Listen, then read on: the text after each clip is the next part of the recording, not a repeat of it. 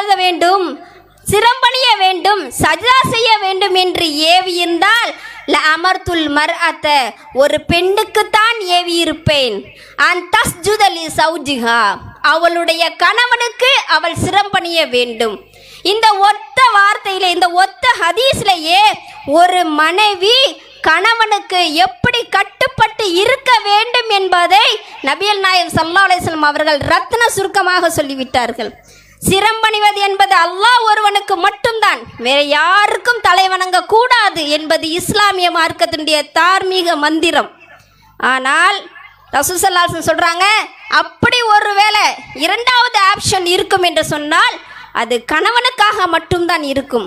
அப்போ கணவனை எப்படி ஒரு பெண் பார்த்து கொள்ள வேண்டும், கணவனிடம் ஒரு பெண் எப்படி நடந்து கொள்ள வேண்டும் என்பதை நபிகள் நாயகம் ஸல்லல்லாஹு அலைஹி வஸல்லம் அவங்க சொல்லி காட்டுறாங்க.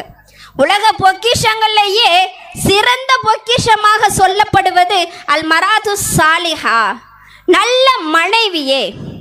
ஒரு மனிதனுக்கு அவனுடைய படிப்பு பொக்கிஷமாக பார்க்கப்படக்கூடாது, அவனுடைய அந்தஸ்து பார்க்கப்படக்கூடாது, அவனுடைய வசதி பார்க்கப்படக்கூடாது. அவனுக்கு சரியான மனைவி துணைவி அமைந்து விட்டாள் என்று சொன்னால் அவன்தான் பாக்கியசாலி, அவன்தான் நல்லவன், ஒரு இன்பமான வாழ்க்கையை அனுபவிக்க கூடியவன் என்பவன் நல்ல மனைவியை பெற்றவன். அப்ப அந்த நல்ல மனைவியாக ஒரு பெண் எப்படி இருக்க வேண்டும்? நபிகள் நாயகம் ஸல்லல்லாஹு அலைஹி வஸல்லம் அவங்க சொல்லி காட்டுறாங்க. இது பெண்கள் இடத்துல பல பேரிடத்துல இருக்கக்கூடிய குறைகள். ஏனெனில் பெண்களாகிய நமக்கு இருக்கிற ஒரு ஆயுதமே கணவனை புறக்கணிப்பது, அதுவும் படுக்கையில் அவனை பழி வாங்குவது. இதை சர்வசாதாரணமாக ஒரு செயலாக பெண்கள் பல பேர் ஒரு பெருமையாக நினைக்கின்றார்கள், அல்லது பழிவாங்கும் உணர்ச்சியாக எண்ணிக்கொண்டிருக்கிறார்கள்.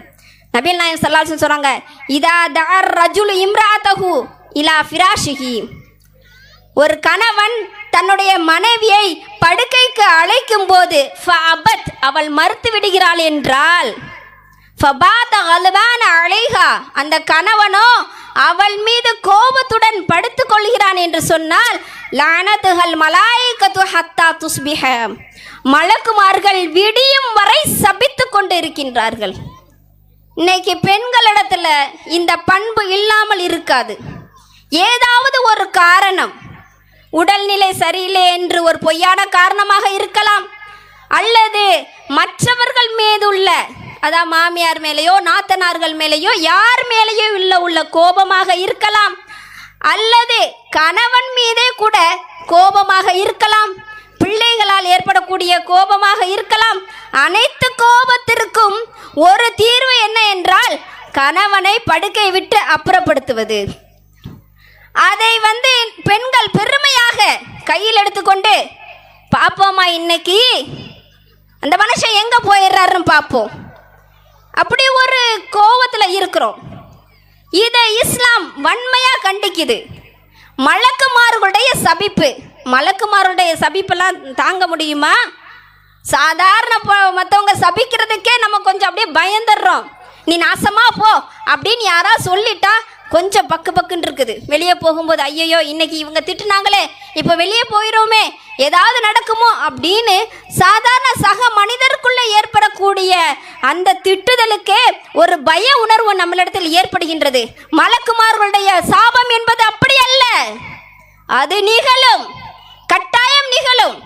எந்த காரணத்தை வைத்து ஆண்களை சாதித்து விடலாம் நினைக்கின்றீர்களோ அந்த காரணத்தினாலேயே வீழலாம், வாழ்க்கையே நாசமாக போகலாம். அப்போ ஒரு பெண் என்பவள் இதை ஆயுதமாக எடுத்தால் அவள் வாழ்க்கை நாசம்தான். அதே சமயம் அந்த பெண் அந்த கணவனை அனுசரித்து போனாள் என்று சொன்னால் அது ஒரு தார்மீக மந்திரம் சொல்லுவாங்களே, தலையணை மந்திரம், கணவனை வசியப்படுத்தக்கூடிய ஒரு தலையணை மந்திரம். இதை பெரும்பாலும் யாரும் இதை கடைபிடிப்பது கிடையாது. சரி, இது மட்டுமல்ல, பெண்களில் பலர் எப்படி இருக்கின்றார்கள்? தன் கணவனிடம் கொஞ்சம் பேச வேண்டும், தன் கணவனிடம் சிரித்து பேச வேண்டும், தன் கணவனிடத்தில் அனுசரணை இருக்க வேண்டும். இதை விட்டுட்டு யாரிடமோ கரிசனமான பேச்சு, யாரிடமோ சிரிச்சு பேச்சு. நேற்று வந்தவன் இன்னைக்கு நல்லவனாக தோன்றிருக்கலாம், நம்மை வச்சு காப்பாற்றுறவன் நமக்கு கேவலமானவனாக பார்க்கப்படுகின்றான். இது எவ்வளோ மோசம்! யாராவது ஒரு ஆண் ட்ரெஸ் போட்டு போகிறாங்க, நமக்கு தெரிஞ்ச ஒரு ஆணு தான், நம்ம பக்கத்து வீட்டு அண்ணனாகவோ அல்லது நம்ம உறவு முறையில் உள்ள அண்ணனாகவோ மச்சானாகவோ மாமாவாகவோ இருக்கலாம். அவர்களை பார்த்து சொல்லுவோம், அண்ணே சட்டை சூப்பர், அண்ணே ஹேர் ஸ்டைல் அழகாக இருக்குது, மாமா இன்னைக்கு ரொம்ப அழகாக இருக்கீங்க அப்படின்னு. இது யாரை பார்த்து கேட்க வேண்டும்? ஒருத்தனுடைய மனைவியாக இருப்பவள் அந்நிய ஆணை பார்த்து இப்படி ரசிக்கலாமா? இப்படி ரசிப்பது எவ்வளோ மோசமான ஒரு விஷயம். நம்முடைய புருஷன் அதே சட்டையை போட்டு வருவார், உங்களுக்கு இந்த கலரை விட்டால் வேறு கலரே தெரியாது, இது நல்லாவா இருக்குது, இதை போட்டே கிடக்குறீங்க. இப்படி ஒரு கணவனை ரசிக்க வேண்டியவள் கணவனை பார்த்து பேசக்கூடிய பேச்சு இப்படி. ஃபோனில் பேசுவோம், நம்முடைய கணவர் ஃபோன் அடிப்பார், ஐயோ அடிச்சிட்டார், ஃபோன் அட்டன் பண்ணுறது, ஹலோ என்ன, முகத்தை ஒரு மாதிரியாக வச்சுக்கிட்டது, சொல்லுங்க, ஆ சரி, ஒரு 4 வார்த்தை இப்படி மட்டும் பேசிட்டு வச்சுடுவோம். இதே மற்றவங்க பேசுவாங்க, சொல்லுங்கண்ணே, சொல்லுங்க மச்சான், என்ன வேணும், திடீர்னு ஃபோன் அடிச்சிருக்கீங்க, நீங்கள் ஃபோன் அடிப்பேன்னு நினைக்கவே இல்லை, எத்தனையோ வார்த்தைகள். இது மட்டுமல்ல, இதை மட்டும் பேசுகிறா இருந்தாலே நேரம் ஆகும். இப்படி அந்நிய ஆண்கள்கிட்ட கொஞ்சம் பேசக்கூடிய பெண்களாக மனைவிகளாக இருப்பது எவ்வளோ கேவலம் என்பதை ஒரு பெண் உணர வேண்டும், ஒரு மனைவி உணர வேண்டும். கொஞ்சம் பேசுவதற்கு தகுதி வாய்ந்தவன் கணவன் மட்டுமே. பணம் கொடுத்தால் மட்டும் பல்லிழிக்கலாமா? இது யாருடைய செயலாக இருக்கும்? பணம் கொடுத்தால் மட்டும்தான் படுக்கையா? இது யாருடைய செயலாக இருக்கணும்? சிந்திச்சு பார்க்க வேண்டும். நம்மை கட்டிய கணவனிடத்தில் நாம கொஞ்சம் பேசலன்னா, நாம அனுசரிக்கலன்னா வேற யார் அனுசரிப்பாங்க? அப்போ பெண்கள் அதை கவனமாக மனதில் பதிய வைத்துக் கொள்ள வேண்டும். அடுத்ததாக நபி ஸல்லல்லாஹு அலைஹி வஸல்லம் அவர்கள் அதை சொல்லி காட்டுறாங்க. இன்னும் சில மனைவிமாரிடத்தில் ஏற்படக்கூடிய தவறுகளை அழகாக சொல்லி காட்டுகின்றார்கள். தன்னுடைய ஹஜ்ஜத்துல் விதாவின் போது, இறுதி ஹஜ்ஜின் போது அந்த உரையிலேயே பலவிதமான விஷயங்களை, ஒரு மனிதனுடைய வாழ்க்கைக்கு வழிகாட்டியாக என்னென்ன விஷயங்கள் இருக்குமோ அதை அப்படியே பட்டியல் போட்டு சொல்லி கொண்டு வருகின்ற அந்த நேரத்தில் நபி ஸல்லல்லாஹு அலைஹி வஸல்லம் சொல்கிறாங்க, அலா இன்னலக்கும் அலா நிசாயிக்கும் ஹக்கா, உங்களுடைய மனைவிமார்களுக்கு உங்களுக்கு செய்ய வேண்டிய கடமைகள் இருக்கின்றன. ஒலி நிசாயிக்கும் அலைக்கும் ஹக்கா, நீங்களும் உங்களுடைய மனைவிகளுக்கு செய்ய வேண்டிய கடமைகள் இருக்கின்றன என்று ஒரு மனைவிக்குரிய கடமை என்பதை ரசூல் ஸல்லல்லாஹு அலைஹி வஸல்லம் சொன்னது என்ன தெரியுமா? அமா ஹக்குக்கும் அலா நிசாயிக்கும், பெண்களாகிய மனைவி மீது உள்ள கடமை என்பது வலா யுத்தேன புருஷக்கும், உங்களுடைய படுக்கையில் நீங்கள் அனுமதிக்க கூடாது. மன் தக்ரஹூன், நீங்க யாரை வெறுப்பீங்களோ அந்த ஆண்களை படுக்கைக்கு அனுமதிக்க கூடாது, படுக்கை வரை வரதுக்கு அனுமதிக்க கூடாது என்று சொன்னார்கள். அதே மாதிரி சொன்னாங்க, வலா யஅதன ஃபி புயூதிக்கும், உங்களுடைய வீடுகளில் அவங்க பெர்மிஷன் கொடுக்க கூடாது. லிமன் தக்ரஹூன, நீங்கள் வெறுக்கின்ற ஒரு நபரை வீட்டுக்குள் அனுமதிக்க கூடாது. சாப்பாடு போடுறத சொல்லி காட்டல, சமைச்சு போடுறதெல்லாம் சொல்லி காட்டல. ரசூல் ஸல்லல்லாஹு அலைஹி வஸல்லம் சொன்ன விஷயம் என்ன தெரியுமா? நீங்க கணவன் வெறுக்கின்ற ஒரு ஆணை வீடு வரைய உள்ள வரைய விடக்கூடாது, படுக்கை வரை வரக்கூடாது என்று ரசூல் ஸல்லல்லாஹு அலைஹி வஸல்லம் சொல்லி இருக்கிறாங்க. அப்ப கணவனுக்கு மட்டுமே உரிமை. அவங்க யாரை வீட்டுக்குள்ள விடக்கூடாதுன்னு சொல்றாங்களோ விடக்கூடாது தான். அது ஆண்களை, குறிப்பா ஆண்களை சொன்னாங்கன்னா விடவே கூடாது தான். இது என்ன? என் புருஷன் சந்தேகப்படுகின்றார், அவர் என்னை தப்பாக நினைக்கின்றார், தப்பாக நினைப்பதற்கான வாசல்களை திறந்து வைத்துவிட்டு கணவன் சந்தேகப்படுகின்றான் என்பதை சொல்லக்கூடாது. ரசூல் ஸல்லல்லாஹு அலைஹி வஸல்லம் இதைத்தான் நம்மளுக்கு சொல்லி காட்டுறாங்க. சந்தேகப்படுமானியான வாசல்கள் இருக்கக்கூடாது. நாம நம்முடைய கணவர் அவருக்காக வேண்டி உருகி உருகி செய்யும் போது ஏன் நம்மை சந்தேகப்பட போகின்றார்? அவர் அலட்சியப்படுத்தப்படும் போதும் மற்றவர்கள் அனுசரிக்கப்படும் போது மட்டும்தான் அவர் சந்தேகம் என்ற கோட்டைக்குள்ளே வருகின்றார். அந்த இதுக்குள்ள நுழைய வச்சது யாரு என்பதை நாம தான் சிந்திச்சு பார்க்கணும். அதனால மனைவியாக இருக்கக்கூடிய நாம் கணவனிடத்தில் கடைபிடிக்கக்கூடிய இந்த விஷயத்தை ரொம்ப கவனமா இருக்கணும். அல்லாஹ் தஆலா தெளிவான முறையில் சொல்றான், லா தஹ்லான பில் கவுல், நீங்க குழைந்து பேசி விடாதீருங்க. ஏன் தெரியுமா? ஃபயத்மா அல்லதி ஃபி கல்பிஹி மரல், எவனுடைய உள்ளத்தில் காம உணர்வு தோன்றுமோ, எவனுடைய உள்ளத்தில் அந்த நோய் இருக்கிறதோ அவன் சவலப்படுவான். ஃபகுல்ன கௌலம் மஅரூஃபா, எனவே நல்ல வார்த்தைகளை பேசுங்கள். நமக்கு தெரியாது, நம்மிடம் வந்து பேசக்கூடியவர் தங்கை என்றுதான் பழகுவார், என் சொந்தம் என்றுதான் பழகுவார், என் அக்கா பிள்ளை, என் அண்ணன் பிள்ளை என்றுதான் பழகுவார். ஆனால் அவருடைய மனதில் ஒரு பெண் இவள் என்பது அவருக்கு தோன்றும். அவர் ஒரு ஆண் அல்லவா, அந்த இடத்தில் என்னை ஒரு தங்கையாக, கூட பிறந்த தங்கையாகலாம் பார்க்க மாட்டார். அவருடைய ஆண்மை அவருக்கு வெளிப்படும் போது, அவர் ஒரு ஆண்மகன் என்று இருக்கும்போது அவர் சபலப்படக்கூடிய நிலை ஏற்படும். பெண்களாகிய நம்முடைய பேச்சிலும் நடையிலும் உடையிலும் ஒருவித மாற்றம் தெரியும் போது அவருடைய உள்ளத்தில் ஒரு மாற்றம் தெரியும் என்பதற்காகவே அல்லாஹ் தஆலா அந்த வாசலை அடைக்கின்றான். எனவே அதை புரிந்து கொள்ள வேண்டும். இது பெண் மீது சந்தேகப்படுவதற்காக வேண்டி ஏற்படுத்தப்பட்டது அல்ல. சந்தேகம் வரக்கூடாது என்பதற்காக இஸ்லாம் சின்ன சின்ன விஷயத்துல இருந்து மாத்திக்கிறது. எனவே பெண்களாகிய நாம் இந்த விஷயத்தில் கவனமாக இருக்க வேண்டும். அடுத்ததாக பெண்கள் செய்யக்கூடிய தவறு என்னன்னு சொல்கிறோம். மனைவியாக இருக்கக்கூடியவங்க செய்யக்கூடிய தவறு, வீட்டுக்குள்ளே வருவாங்களா, அப்போ தான் வெளியில் போயிட்டு வருவாங்க, வேலைக்கு போயிட்டு வரலாம், பல வேலைகளாகவும் போயிட்டு வரலாம். அப்படிப்பட்ட நேரத்தில் அவர் உள்ளே நுழைந்ததும் அவரிடத்தில் 1000 குறைகள் வீட்டை பற்றி.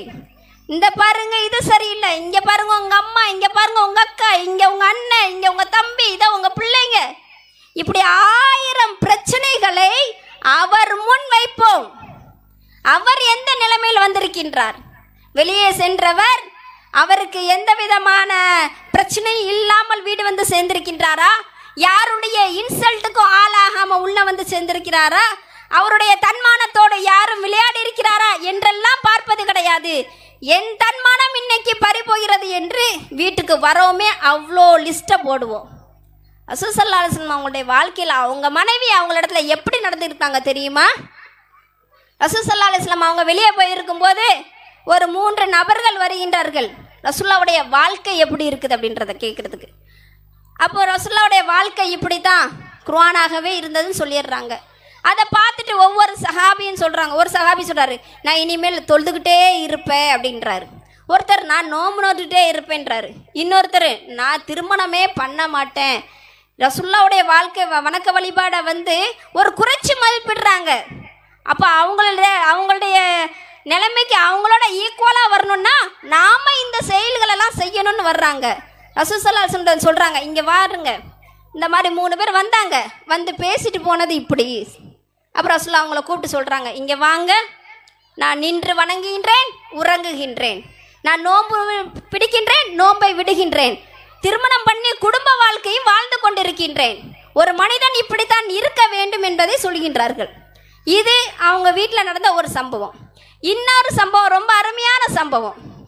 ஒரு பெண்மணி ஆயிஷா நாயிட்ட வர்றாங்க. அவங்கள்ட்ட என்ன இருக்குதுன்னு கேட்கறதுக்காக வர்றாங்க. ஆயிஷா நாயிட்ட ஒரு பேரிச்சம்பழத்தை தவிர்த்து வேறு எதுவுமே இல்லை. அந்த பேரிச்சம்பழத்தை அந்த பெண்ணுக்கு கொடுக்குறாங்க. அந்த பெண் அதை வாங்கி தான் கூட்டிட்டு வந்த 2 பிள்ளைங்களுக்கு பங்கு வச்சு கொடுத்துட்றாங்க.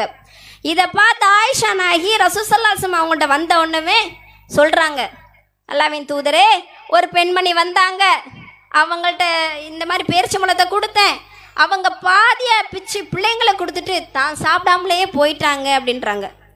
அப்புறம் ரசூல் ஸல்லல்லாஹு அலைஹி வஸல்லம் அவங்க சொல்கிறாங்க, யார் இந்த மாதிரி குழந்தைகளை வைத்துக்கொண்டு சோதிக்கப்படுகிறாரோ அந்த குழந்தைகள் அவங்களுக்கு நரகத்தின் திரைகளாக மாறிவிடும் என்று சொல்கின்றார்கள். அப்போ கணவர் வரும்போது வீட்டில் நடந்த சுவாரஸ்யமான விஷயங்களை சொல்லி அந்த கணவரிடத்துல சந்தோஷத்தை ஏற்படுத்துகிறாங்க. இந்த மாதிரியெல்லாம் சொல்கிறாங்க. வாங்க, எந்த குறையும் சொல்லலை, இங்கே பாருங்கள், வீட்டில் சாப்பாடு இல்லை, அது இல்லை, ஒரு பேச்சம்பளம் தான் இருந்துச்சு, இருந்த பேச்சம்பளத்தை அந்த பெம்பளையே வாங்கிட்டு போயிட்டா, இதையெல்லாம் சொல்லலை, இருந்த ஒரு பேரிச்சம்பளமே எப்படி தர்மம் செஞ்சுட்டு அழகாக பேசுனாங்க பாருங்கள். தன்னுடைய வீட்டில் அந்த ஒரு பேரிச்சம்பளம் தான் இருக்குது என்பதை ரசூலுல்லாஹ்வுக்கு உணர்த்தினாங்க. அதை குறையாக சொல்லவில்லை. ரசூல் ஸல்லல்லாஹு அலைஹி வஸல்லம் வீட்டில் ஆயிஷா நாயகி சொல்கிறாங்க, தொடர்ந்து 3 நாள் அடுப்பெரியாது, தொடர்ந்து 3 மாதம் அடுப்பெரியாது. அப்படியெல்லாம் ஆயிஷா நாயகி ரசூலுல்லாஹ்வோட வாழ்ந்த அந்த வாழ்க்கையை பற்றி சொல்கிறாங்க. எவ்வளோ ஏழ்மையான வாழ்க்கையை வாழ்ந்திருக்கோம் அப்படின்றத புரிய வச்சிருக்காங்க நமக்கு. ஆனால் அதே ஆயிஷா நாயகி தான் ரசூல் ஸல்லல்லாஹு அலைஹி வஸல்லம் குறையா சொல்லி சண்டை பிடிச்ச நாட்களை பார்க்க முடியலை. அவங்கள விட்டு பிரிஞ்சு போன பெண்ணாக அவங்கள பார்க்க முடியலை. அப்போ எப்படி இருக்கிறாங்க பாருங்க. கணவர் வந்த உடனே வீட்டில் இருக்கக்கூடிய நிலைமையே எப்படி சொன்னாங்க, நாமளா இருந்தால் எப்படி சொல்லுவோம். அப்போ அதே மாதிரி தான் புரிஞ்சுக்கணும். கணவர் வர்றாங்களா, புரிஞ்சுக்கிற வேண்டியதான் இதுதான் அப்படின்ட்டு. கணவர்கிட்ட குறைகளை சொல்லக்கூடாது. கணவர் வீட்டுக்குள்ளே வரும்போதே அவர் என்ன நிலைமையில் வருகிறார் என்பதை மனைவியான நாம தான் புரிஞ்சுக்கணும். அவங்க முகத்தை பார்க்கணும். ரசூல் ஸல்லல்லாஹு அலைஹி வஸல்லம் அவங்க ஒரு முறை ஆயிஷா நாயகி வீட்டில் இருக்கிறாங்க. ஆயிஷா நாயகி வீட்டில் இருக்கும்போது ஒருத்தரோட ஆயிஷா நாயகி உட்காந்து பேசுகிறாங்க, பால்குடி சகோதரர் அப்படின்ட்டு. ரசூலுல்லாஹ்வுடைய முகம் அப்படியே மாறுது. பார்த்துட்டு ஆயிஷா நாயகி துடிச்சு, அல்லாஹ்வின் தூதரே, இவர் என்னுடைய பால்குடி சகோதரர் அப்படின்றாங்க. ரசூலுல்லாஹ் சொல்லிட்டு போகிறாங்க, யார் பால்குடி சகோதரர் என்பதை நல்லா கவனித்து பார்த்துக்கோங்க அப்படின்னு அழகாக சொல்லிட்டு போயிடுறாங்க. ஒரு கணவனுடைய முகம் மாறும் போதே அவரோட மனைவியா உட்காந்துட்டு எப்படி ஆறுதல் சொல்றாங்க, எப்படி புரிஞ்சுக்கிறாங்க பார்த்தீங்களா தன்னுடைய கணவர் எப்படிப்பட்டவர் அப்படின்றத. இந்த மாதிரி புரிஞ்சிருக்கிறோமா? உள்ள வரும்போதே எந்த நிலைமையில வர்றாருன்னு புரிஞ்சிருக்கோமா? நமக்கு இன்னைக்கு தேவை இருக்கும்போது மட்டுமே என்ன பண்றோம், இன்னைக்கு பணம் வேணும், 1ஆம் தேதி ஆயிடுச்சு, சம்பளம் வாங்கியிருப்பாரு, அல்லது வார சம்பளம் வாங்கியிருந்தாருன்னா இன்னைக்கு சனிக்கிழமை, இன்னைக்கு அவர்கிட்ட எந்த சண்டையும் போடக்கூடாது, போட்டோம் இருக்கிறத தராம ஓடிடுவார் அப்படின்றதுக்காக வேண்டி சம்பளம் வரக்கூடிய அந்த நாளில் ஒரு பெண் எப்படி பார்க்க கணவனை யோசிக்கிறாங்க, எப்படி அனுசரிக்கிறாங்க. அப்படி இருக்கக்கூடாது. எல்லா நாளுமே கணவருக்கு விருந்து உபச்சாரம் தான் இருக்க வேண்டும்.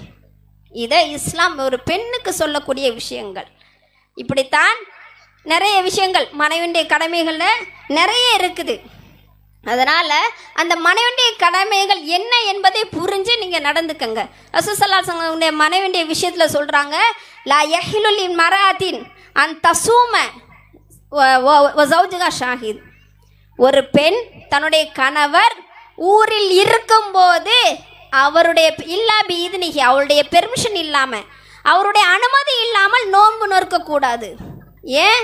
அவர்கிட்ட கேட்கணும். நோன்பு நோக்கிறது ஒரு இபாதத், அல்லாஹ்வுக்காக செய்ய வேண்டிய ஒரு விஷயம். அதில் ஏன் அவர்கிட்ட நோன்பு கேட்கணும் அப்படின்னா, அவர் ஊரில் இருக்கிறார், அவருக்கென்று அன்றைய தினம் ஒரு தேவை ஏற்படலாம். அப்போ அவரிடத்துல அனுமதி கேட்கணும். அவரிடத்துல அனுமதி கேட்டு தான் நோன்பை வைக்கணும்னா எந்த அளவுக்கு கணவனை தலையில் தூக்கி வச்சு ஆடணும் என்பதை இஸ்லாம் சொல்லுது. அதை ஒவ்வொரு பெண்ணுமே பார்த்து கொள்ள வேண்டும். அடுத்ததாக, ஒரு பெண் தாய் என்ற ஒரு நிலைமைக்கு வருகிறாள். திருமணத்திற்கு பிறகு தாய்மை பேர் அடைந்து குழந்தையை பெத்தெடுத்து அந்த குழந்தைக்கு பொறுப்பாளியாக தாயாக அந்த பெண் இருக்கின்றாள். தாயாக இருக்கக்கூடிய பெண் எப்படி இருக்க வேண்டும்? இஸ்லாம் ஒரு பெண்ணுக்கு எந்த இடத்த கொடுத்துருக்கு தெரியுமா? முதல்ல அல்லாஹ், ரெண்டாவது அல்லாஹ்வின் தூதர், அத்தியுல்லாஹ் வ அத்தியுர் ரசூல், அல்லாஹ்வுக்கு கட்டுப்படுங்க, தூதருக்கு கட்டுப்படுங்க. இவங்க 2 பேரும் தான் முக்கியமான ஒரு விஷயம். அடுத்ததா ஒருத்தர் இருப்பார் என்று சொன்னால் அது தாய் தான். 3ஆவதாக இருப்பது தாய் தான், 4ஆவதாக இருப்பதும் தாய் தான், 5ஆவதாக இருப்பதும் தாய் தான். 5வது இடங்களை 3, 4, 5 இந்த 3 இடங்களை பிடிக்கக்கூடியது தாய் என்ற ஒரு பெண் தான்.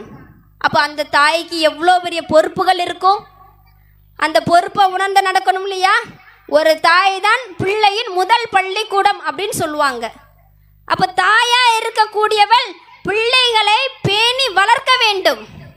ஒரு பிள்ளை எப்படி இருக்குன்னு சொல்றது அழகா சொல்லுவாங்க, நூலை போல சேலை, தாயை போல பிள்ளை அப்படின்பாங்க.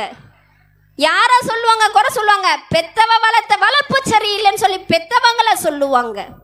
அப்போ அதில் குழந்தையை வளர்க்குறதுல முக்கிய பங்கு தாய்க்கும் தகப்பனுக்கும் இருந்தாலும் முதலாவது இருப்பது தாய் தான். ஒரு பிள்ளையினுடைய உறவு, நட்பு என்பது ஏற்பட வேண்டிய ஒரு விஷயம் தாயிடம்தான். இன்னைக்கு எத்தனை தாய்மார்கள் தன்னோட பிள்ளையோட நெருங்கிய நண்பராக இருக்கின்றீர்கள்? பெஸ்ட் ஃப்ரெண்ட், குரோனின்னு சொல்லக்கூடிய அளவிற்கு என்னுடைய தாய் தான் என்னுடைய பெஸ்ட் ஃப்ரெண்டு, ஃபர்ஸ்ட் ஃப்ரெண்டு அப்படின்னு சொல்லக்கூடிய பாக்கியம் இன்னைக்கு எத்தனை தாய்மார்களுக்கு கிடைத்திருக்கும்? யாரெல்லாமோ சொல்கிறாங்க. உங்களுக்கு யாரை பிடிக்கும்னா கலிசடைகளான சினிமா ஸ்டார்ஸ் அவங்கள சொல்கிறாங்க. எனக்கு ரொம்ப பிடிச்சவங்க யாருன்னு அவங்க பேரை சொல்கிறாங்க. எத்தனை தாய்மாருக்கு அந்த குடிப்பினை இருக்கும்? உங்களுக்கு ரொம்ப பிடிச்ச மனிதர் யார்? உங்களுக்கு ரொம்ப பிடிச்ச ஒரு இம்ப்ரெஸ் ஆனது, உங்களை முன்மாதிரியாக எடுக்கக்கொண்ட மனிதர் யார் என்று கேட்டால் தாய் என்று சொல்லக்கூடிய ஒரு பாக்கியம் நம்மில் எத்தனை பேருக்கு இருக்கிறது? இல்லை. அதெல்லாம் சில அதிர்ஷ்டசாலிகளுக்கு மட்டும்தான் அந்த பாக்கியம் கிடைச்சிருக்குது. எல்லாருக்கும் எல்லாம் அந்த பாக்கியம் கிடைக்கல. என்ன காரணம் தெரியுமா? நாம வளர்த்த வளர்ப்பில் எங்கேயோ தவறு நடந்திருக்கின்றது.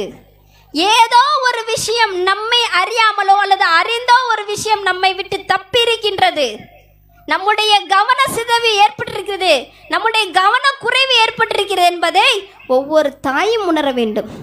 பிள்ளைங்கள் ஒரு வயசு அல்லது 2 வயசு இருக்கும்போது அந்த குழந்தை யார்கிட்டனாலும் போகும், ஆனால் தாயிட்ட மட்டும் ரொம்ப விரும்பி வரும். ஏன்? தாய்ப்பால் கொடுக்கக்கூடிய தேட்டம் மட்டுமல்ல, அந்த முகம்தான் அதனுடைய மனதில் பதிந்த ஒரு முகம். இயல்புலேயே குழந்தைங்க அப்படித்தானங்க இருப்பாங்க. யாரெல்லாம் பைக்கை தூக்கிட்டு போகிறாங்களோ அவங்க பைக்கெலாம் ஏறிட்டு போயிடும். ஏன்? பைக்கில் போனால் ஊரை சுற்றலாம் அப்படின்ற எண்ணம் அந்த குழந்தைக்கு, அந்த பிஞ்சு மனசில் பதிஞ்சிருக்குது.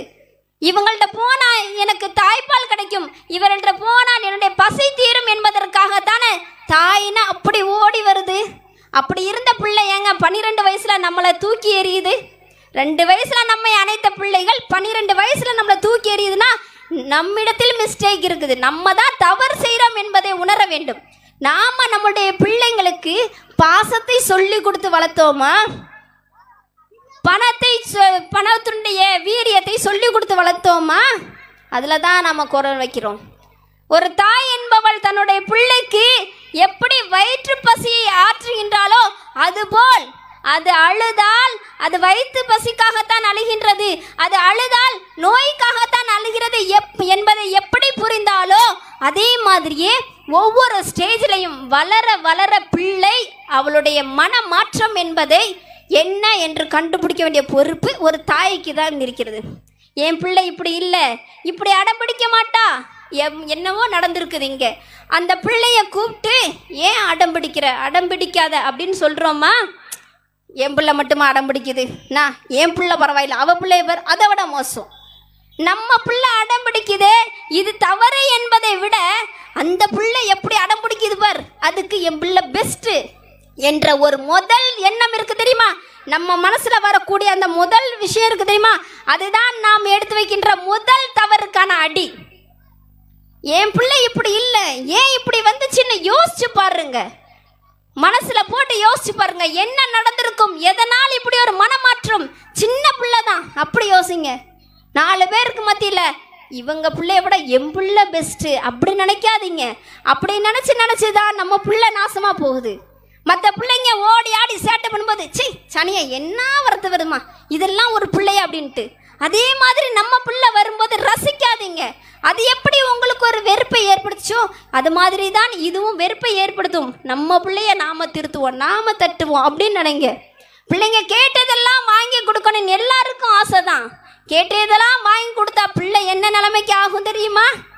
அந்த பிள்ளைக்கு கேட்டதெல்லாம் கிடைக்கும் போது இந்த உலகத்தில் சுயமாக எப்படி வாழ வேண்டும் என்பது அந்த சிந்தனையே அழிச்சிடும். கேட்டதெல்லாம் வாங்கி கொடுத்தா நாம தான், நம்ம பிள்ளைங்க தான், நம்ம புருஷன் தான் சம்பாதிக்கிறாங்க, நம்ம பிள்ளைக்கு தான் செலவு பண்ணுறோம்.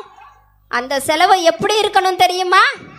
அது மறுமைக்கான செலவாக இருக்க வேண்டும்.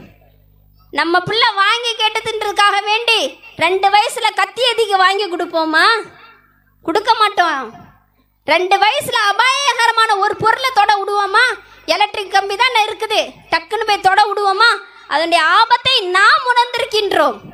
அதை தொட்டா ஷாக் அடிக்கும் அப்படின்ற ஆபத்தை நாம் உணர்ந்திருக்கின்றோம். அதுபோல தான் பிள்ளை கேட்பது அதற்குரிய மூளையை மழுங்கடிக்கக்கூடிய அளவிற்கு, அல்லது அதனுடைய சிந்தனை பாழாகின்ற அளவிற்கு, அல்லது அதனுடைய வளர்ச்சியிலே பெரிய பாதிப்பை ஏற்படுத்தக்கூடிய அளவுக்கு இருக்குன்னு சொன்னால் அந்த விஷயத்தை நாம் சொல்லி புரிய வைக்கணும். சின்ன பிள்ளை தானேன்னு நினைக்கக்கூடாது. என் பிள்ளை சின்ன பிள்ளை, அதுக்கு என்னதை தெரியும்? போக போக பிள்ளை என்ன செஞ்சிடும்? தன்னால் வளர்ந்து தன்னால் திருந்திடும். இந்த எண்ணம் தப்பு. நபி ஸல்லல்லாஹு அலைஹி வஸல்லம் அவங்க குழந்தைகளை எப்படி வளர்க்கணும்னு அழகாக சொல்லி கொடுக்குறாங்க. தன்னுடைய பேர குழந்தைல ஹசன் அல்லது ஹுசைன் 2 பேரில் யாரோ ஒருத்தங்க பள்ளிவாசல் பக்கத்தில் கிடக்கக்கூடிய ஒரு பேரிச்சம் பழம், அந்த பழத்தை எடுத்து வாயில் போட்டாங்க. சின்ன குழந்தைங்க தான், சின்ன பிள்ளைங்க தான்.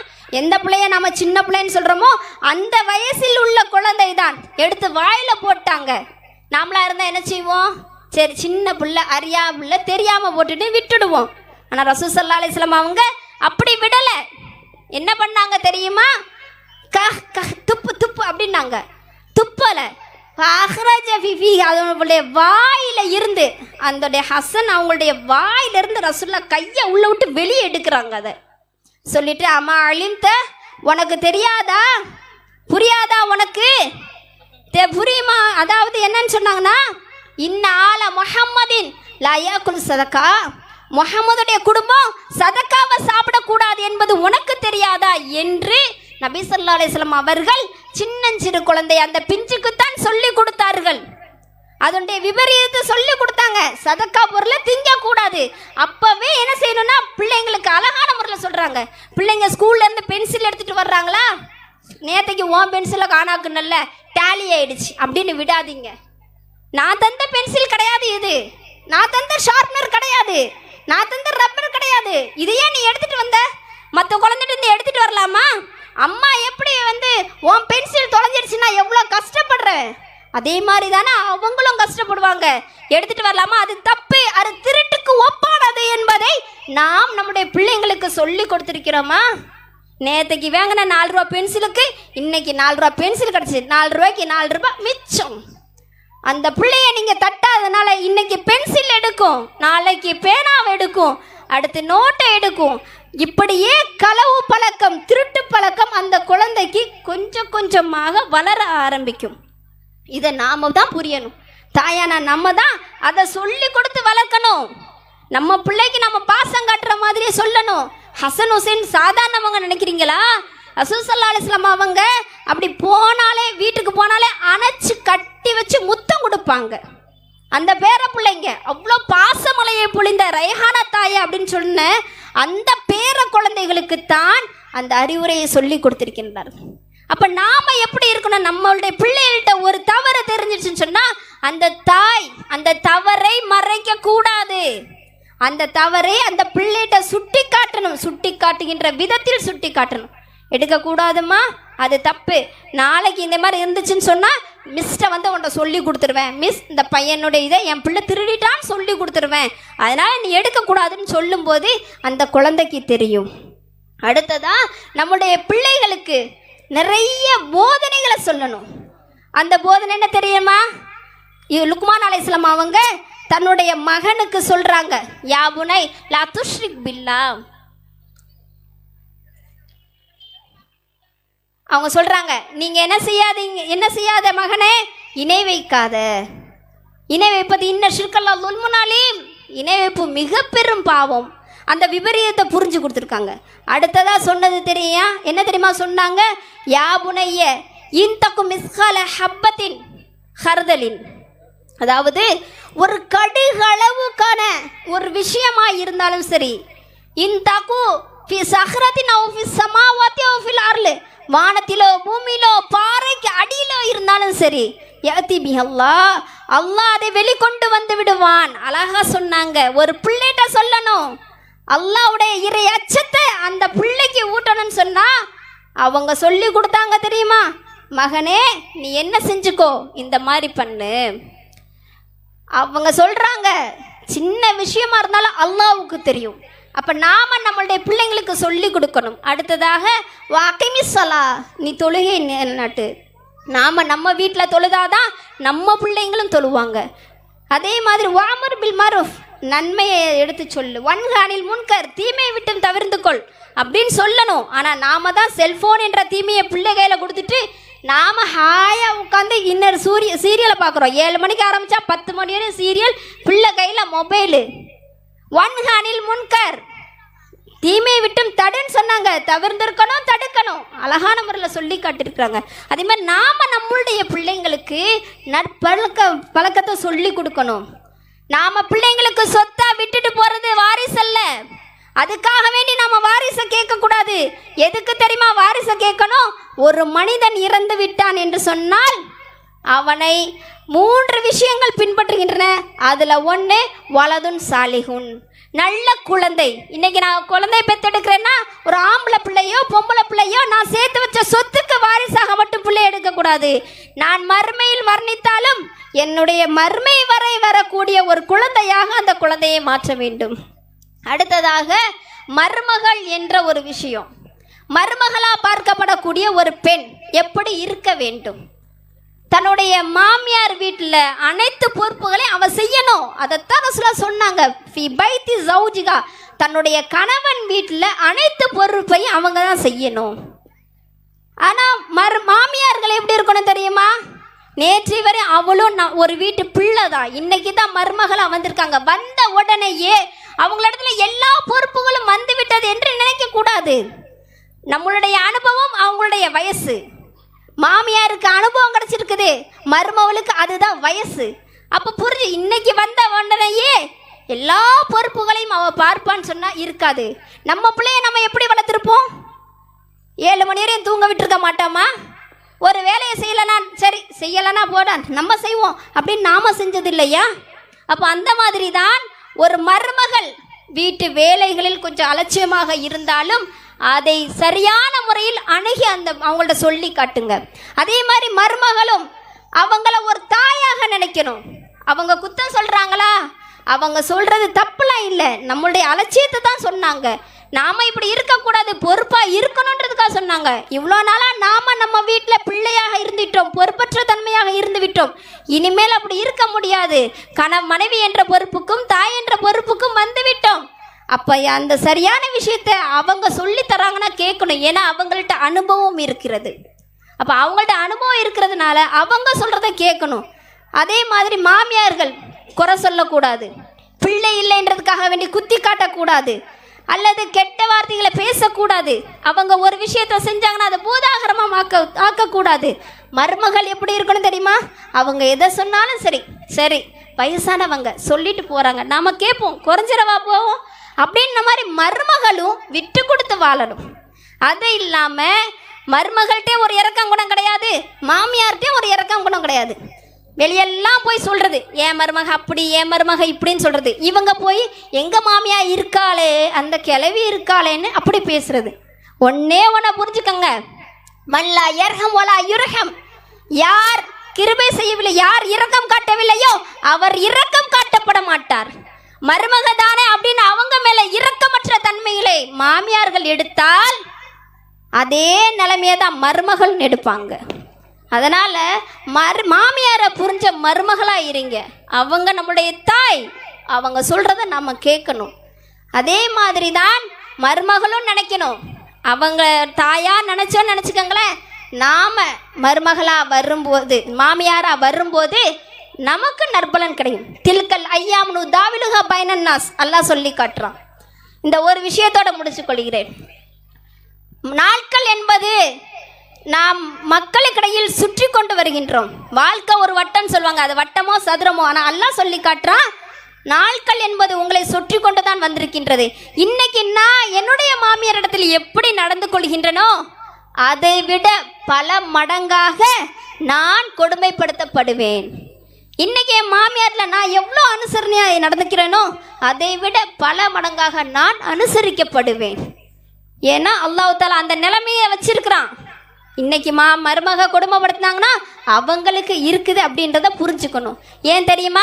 ஒத்தக்கி தஅவத்தல் மظلوم, பாதிக்கப்பட்டவங்களுடைய பிரார்த்தனைக்கு அஞ்சு கொள்ளுங்கள். லைஸ பைனஹா வ பைனல்லாஹி ஹிஜாப், அவங்களுக்கும் அல்லாஹ்வுக்கும் இடையில் எந்த திரையும் இல்லை. எனவே மாமியார் பாதிக்கப்பட்டு அவங்க திட்டினார்கள் என்று சொன்னால் அது அந்த மருமகளை பீடிக்கும். அந்த மருமகள் பாதித்து மாமியாரை திட்டினார்கள் என்று சொன்னால் அது அந்த மாமியாரை பிடிக்கும். எனவே யாரும் யாரையும் பிடிக்காத அளவிற்கு நாம் பெண்கள், குடும்ப தலைவிகள் அந்த பொறுப்பை உணர்ந்து மனைவியாக நம் கடமையை செய்ய வேண்டும், தாயாக நம் கடமையை செய்ய வேண்டும், மருமகளாக நம்முடைய கடமையை செய்ய வேண்டும். மாமியாராக இருந்த அனைத்தையும் பொறுமையோடு எல்லாருக்கும் கற்றுக் கொடுக்க வேண்டும் என்று கேட்டுக்கொண்டு எனது உரையை முறைத்துக் கொள்கிறேன். வாஹிதாவான அல்ஹம்துலில்லாஹி ரப்பில் ஆலமீன். அஸ்ஸலாமு அலைக்கும் வரஹ்மத்துல்லாஹி வபரகாத்துஹு.